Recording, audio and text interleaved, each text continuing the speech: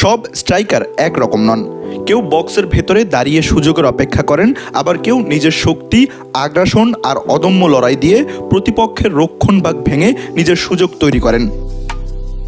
আর্জেন্টিনার Lautaro Martinez ঠিক সেই দ্বিতীয় ধরনের ফুটবলার। তাই তো ফুটবল বিশ্বকাপ তাকে চেনে এল তোরো অর্থাৎ ষাঁড় নামে। আজ তিনি বিশ্বের অন্যতম ভয়ঙ্কর স্ট্রাইকার, কিন্তু তার গল্পটা মোটেও রূপকথার মতো ছিল না। 1997 সালে আর্জেন্টিনার বাহিয়া ব্লাঙ্কায় জন্ম নেওয়া লাউতারো ছোটবেলায় ছিলেন একজন ডিফেন্ডার। পরে রাদামেল ফ্যালকাওয়ের খেলা দেখে বদলে ফেলেন নিজের স্বপ্ন। ঠিক করেন গোল ঠেকাবেন না, গোল করবেন।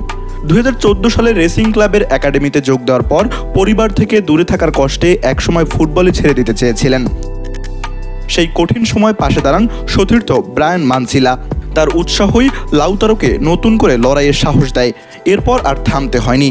2018 সালে ইন্টার মিলানে যোগ দিয়ে ধীরে ধীরে হয়ে ওঠেন ক্লাবের সবচেয়ে নির্ভরযোগ্য গোল মেশিন।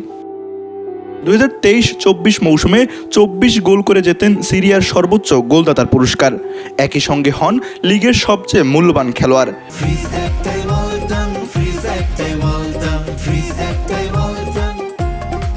এখন তিনি ইন্টার মিলানের ইতিহাসের তৃতীয় সর্বোচ্চ গোলদাতা। জাতীয় দলের গল্পটাও কম নাটকীয় নয়।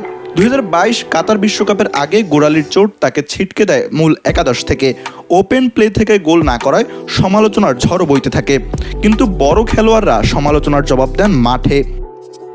নেদারল্যান্ডসের বিপক্ষে টাই ব্রেকারে গুরুত্বপূর্ণ পেনাল্টি, এরপর 2024 কোপা আমেরিকার ফাইনালে কলম্বিয়ার বিপক্ষে অতিরিক্ত সময়ে করা জয়সূচক গোল দুটি প্রমাণ করেছে সবচেয়ে কঠিন মুহূর্তে লাউতারোই হতে পারেন জ্বলে ওঠা তারকা।